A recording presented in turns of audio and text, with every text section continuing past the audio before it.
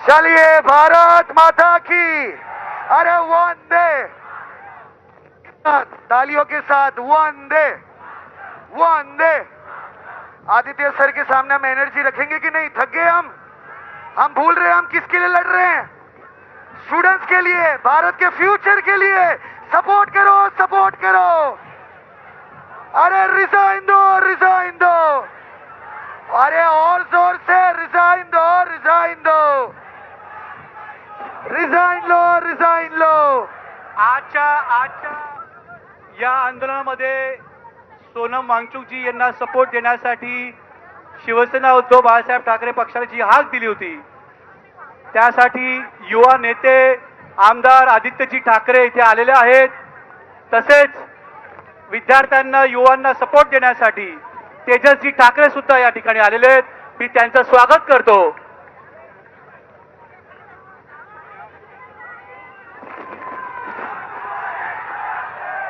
आदित्य साहब आगे बढ़ो।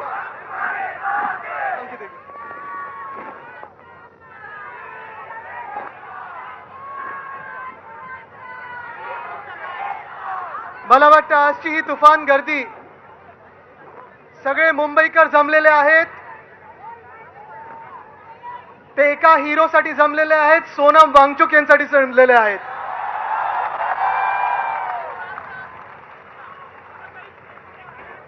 इथे शिवसैनिक आहेत, आपल्यासोबत अनेक सिव्हिल सोसायटीचे लोक आलेले आहेत, विद्यार्थी संघटनेचे लोक आलेले आहेत. मी सगळ्यांचं स्वागत करतो. Thank you for coming here. थोडं असे मला इकडे बघायला मिळेल, थोडे असे.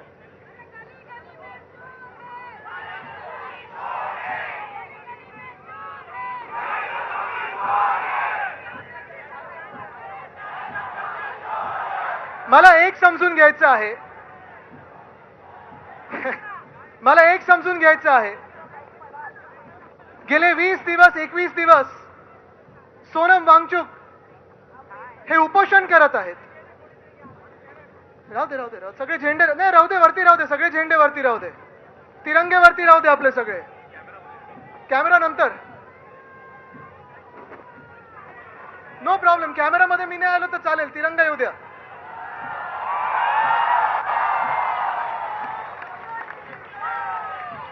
मला एक समजून घ्यायचंय, 20 दिवस 22 दिवस सोनम वांगचुक हे उपोषण करतायत, हंगर स्ट्राईक करतायत.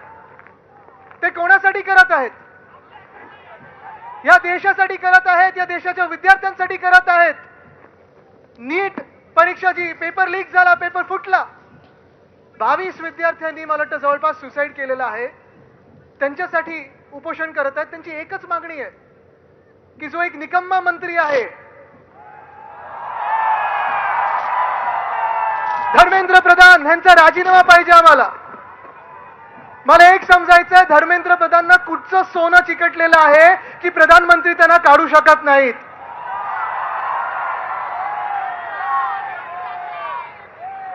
आज देशाचा युवा विचारतोय, आज देशाचा युवा हा रस्त्यावर उतरलेला आहे.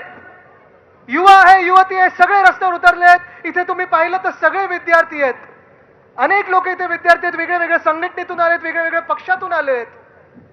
गरज नाही की सगळ्यांनी कोणी एकाच व्यक्तीला मतदान केलं असेल.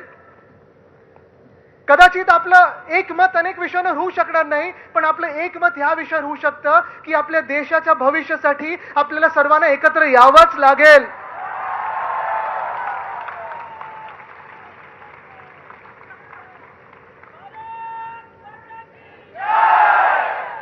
देशात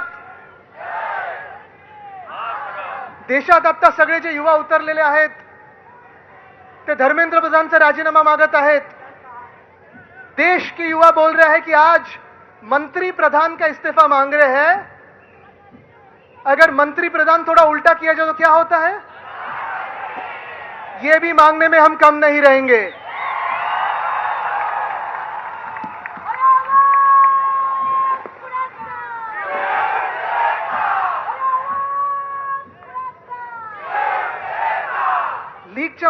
लीकच्या मागे लीक. नीटचा पेपर लीक होतो, टीईटीचा पेपर फुटतो, एमपीएससीचा पेपर, प्रत्येक वर्षी आंदोलन करायला लागतात. आज अनेक शाळांमध्ये बाथरूम नीट नाहीयेत. आज अनेक शाळांमध्ये सॅनिटरी पॅड वेंडिंग मशीन्स नाही आहेत. आज अनेक शाळांमध्ये वीज नाही, इलेक्ट्रिसिटी नाही आहे.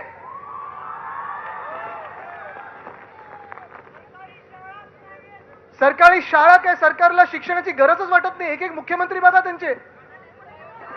त्यांच्या मुख्यमंत्र्यांचे एक एक किती कोणी पास केले हे बघा. पण भाजपचा हेच कारभार चाललेला आहे की देशाला अशिक्षित ठेवा, देशाला शिक्षणापासून वंचित ठेवा, अंधभक्त बनवा.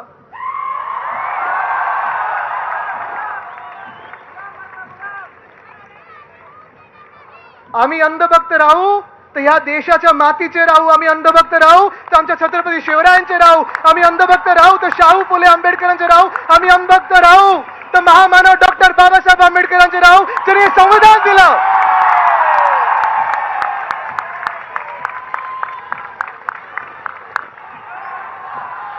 पण भाजप समोर वाकणार नाही, झुकणार नाही. कापला तरी चालेल आम्हाला, पण आम्ही भाजपचे गुलाम होणार नाही.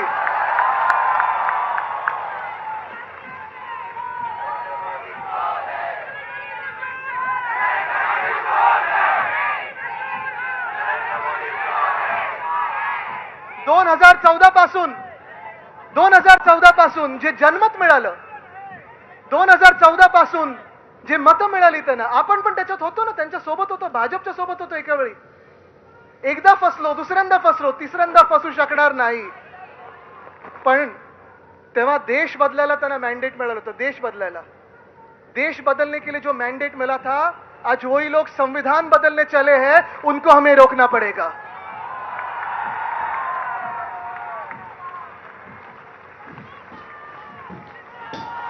काय काय विषय चालले देशामध्ये. किती लोकांनी तुम्ही वाचलं असेल, कालच पेपरमध्ये आलेलं आहे, इस्रोचे सायंटिस्ट किती लोकांनी राजीनामा दिलाय? 100. म्हणजे एका बाजूला जग कुठे चाललंय तर स्पेसएक्स पाहतंय, ESA पाहतंय, सगळे लोक हे जगात पाहतोय आपण. सायंटिस्ट त्या देशांमध्ये चाललेले आहेत, त्या वेगळ्या वेगळ्या कंपन्यांमध्ये चालले आहेत. पण आपल्याकडे इस्रोचे सायंटिस्ट राजीनामा देत आहेत. इस्रो यांना सांभाळता येत नाही, आणि इस्रो यांना सांभाळता येत नसताना दुसऱ्या पक्षाचे खासदार फोडायला लागलेत. हे देशाचं सरकार आहे, हे सरकार तुम्हाला मान्य आहे का? हे राजकारण कुठे चाललंय? एका बाजूला आपण पाहतोय सरकार आहे, बहुमताचं सरकार आहे, राज्य करू शकता, देश बदलू शकता, पण तुम्ही संविधान बदलताय. आज देशातली परिस्थिती बदलणार होती. 2022 पर्यंत काय होतं ते? 2022 तक हर घर नल जल क्या क्या था, गेलं कुठे?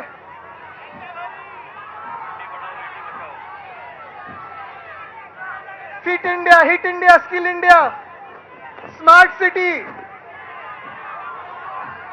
2022 पर्यंत प्रत्येकाला घर मिळणार होतं. मिळाले कोणाला? 2014 पर्यंत आम्ही जेव्हा सगळीकडे ऐकायचो, साईबाबांचं नाव घ्यायचो, तेव्हा सबका मालिक एक हे आम्ही साईबाबांबद्दल ऐकायचो. पण भाजपला विचारलं तर बोलतात सबका मालिक अदानी है.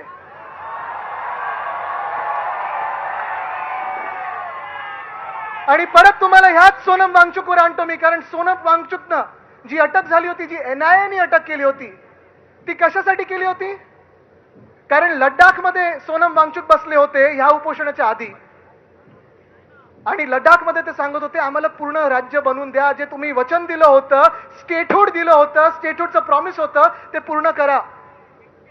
पण स्टेटहूड देत नाहीयेत त्यांना, कारण तिथे पण अदानीला जमिनी धापायच्या आहेत. ते ढापल्यानंतरच त्यांना स्टेटहूड मिळणार आहे. त्याच्या विरुद्ध जेव्हा सोनम वांगचुक बसले होते तेव्हा त्यांना जेलमध्ये टाकलं होतं. पण आज देश जागृत होत आहे, आज देश रस्त्यावर येत आहे. आज कुठचा मंत्री काम करे तुम्ही मला सांगा? अश्विनी वैष्णव रील मंत्री आहेत की रेल मंत्री आहेत? जयशंकर फॉरेन अफेअर्स सांभाळायचे आहेत. पासपोर्टचं रँकिंग काय झालं आपलं? निर्मला सीतारामन फाइनेंस मिनिस्टर है. रुपया ऊपर जा रहा है कि नीचे जा रहा है? इकोनॉमी ऊपर जा रही है कि नीचे जा रही है?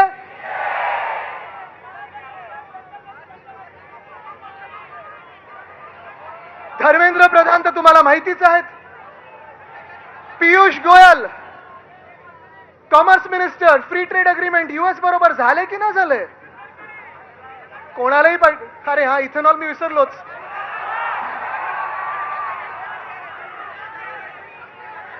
आज या देशामध्ये अनेक भारतीयांचे हे स्वप्न असतं, तरुण मुला मुलींचे स्वप्न असतं, घर घेण्याच्या आधी मला गाडी घ्यायची असते आणि त्या गाडीमध्येच इथेनॉल, E20, E30, E35.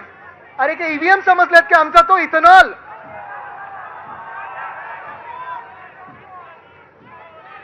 रस्ते बनवता येत नाहीत. मुंबई अहमदाबाद हायवे बघा, मुंबई कोकण हायवे बघा, मुंबई गोवा हायवे बघा, मुंबई नागपूर हायवे बघा, मुंबई नाशिक हायवे बघा.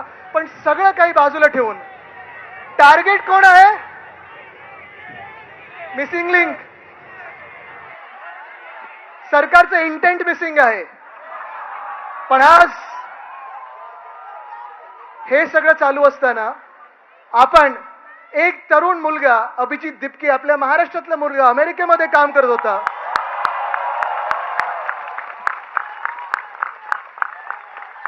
अभिमान आहे आम्हाला त्याचा. जसा सोनम वांगचुकचा आम्हाला अभिमान आहे तसाच अभिजित दिपकेचा आहे. बाकी सर्व जे तिथे उपोषणाला बसलेत, ते सगळे जे तरुण तरुणी बसलेले आहेत, अभिमान आहे त्यांचा. त्यांना जाणार मी भेटायला, पण मी पहिलं बोललो आपण पहिलं महाराष्ट्रात आंदोलन करून दाखवू, मग दिल्लीला भेटायला जाऊ.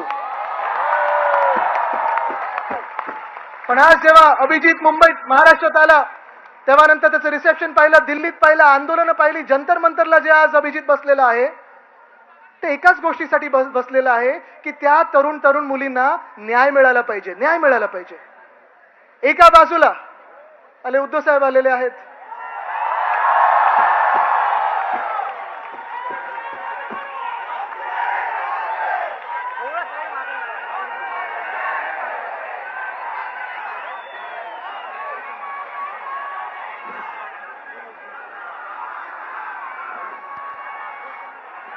कोण आला रे, कोण आला? कोण आला रे, कोण आला? उद्धव साहेब आगे बढ़ो,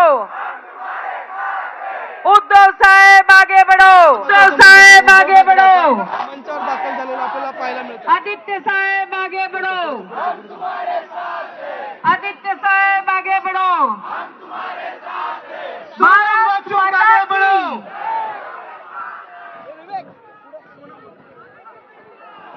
सोनम वांगचुक आगे बढ़ो, सोनम वांगचुक आगे बढ़ो. तर थोडं जाऊ दे ना, आम्हाला जाऊ दे. इथून इथून इथून अभिजीत दिपके आगे बढ़ो, अभिजीत सर, दिपके सर, आगे सर, सर. बढ़ो. थोडं पुढे ना. सन्माननीय पक्षप्रमुख उद्धवजी ठाकरे हे महासाहेबांना पुष्पहार अर्पण करतायत. मासाहेब, मासाहेब, भारत माता की, भारत माता की. वंदे, वंदे. आज मी तेच सांगत होतो की भाजप एका बाजूला जगभराची चर्चा चालू आहे, ज्या शिक्षणाबद्दल उपोषणाला बसलेले आहेत, अभिजित दिपके असेल, सोनम वांगचुक असेल, एकच गोष्ट मागत आहे, धर्मेंद्र प्रधानांनी राजीनामा द्यावा, शिक्षण मंत्री हा चांगला यावा आणि शिक्षण पद्धती. सोपी गोष्ट आहे. पण आज भाजप जे सातत्याने आपल्याला, भाजप प्रत्येक गोष्टीमध्ये आपल्याला अडकवत आहे.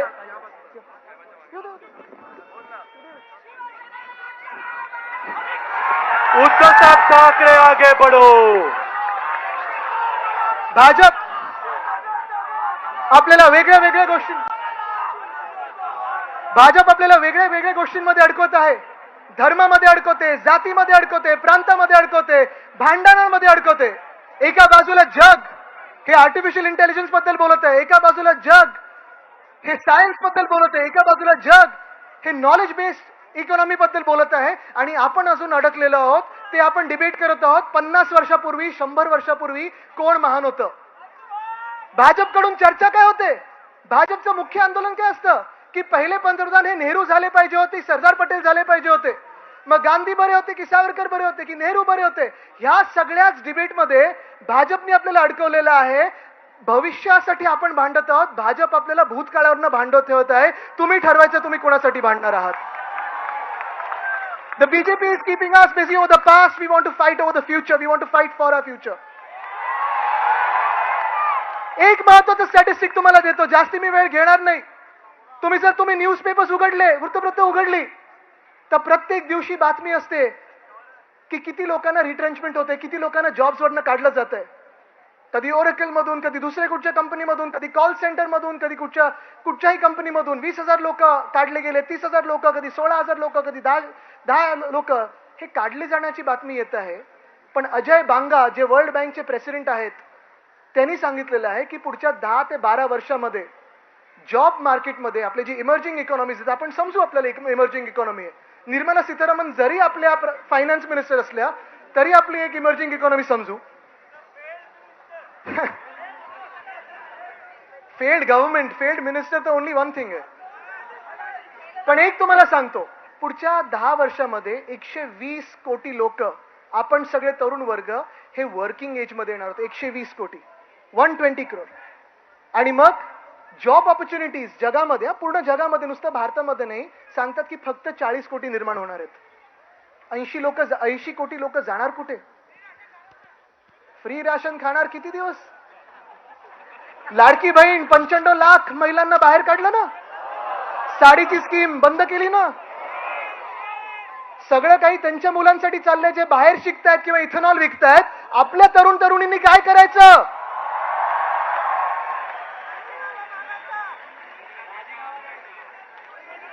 आणि म्हणून आज मी तुम्हाला सांगत आहे की आज जी चीड व्यक्त झालेली आहे, आज जे आपण जागृत झालेलो आहोत, आता शांत बसायचं नाही.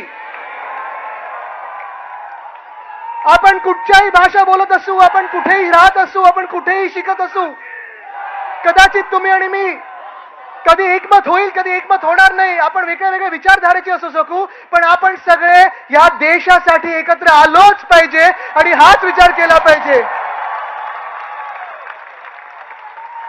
की जी देशद्रोही पक्ष आहेत, भाजपसारखे या देशाला संपवणारे पक्ष आहेत, त्यांना बाहेर काढणं गरजेचं आहे.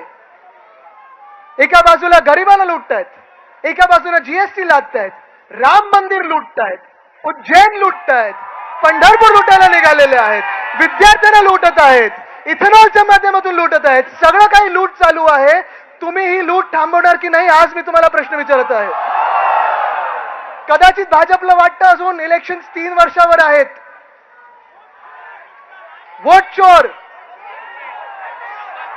आम्ही अनेक गोष्टी बोलतोय, वोट चोर, गद्दी चोर, चंदा चोर, गद्दी चोर. पण आज मी तुम्हाला परत एकदा सांगतो, या देशात एकच नारा लागला पाहिजे की मंत्री प्रधान, अब आपका इस्तीफा, अगला कौन? उल्टा करो, प्रधानमंत्री. धन्यवाद. जय हिंद, जय महाराष्ट्र, वंदे मातरम, जय संविधान. भारत माता की. मी उद्धव साहेबांना विनंती करतो की आपल्याशी संवाद साधायचा.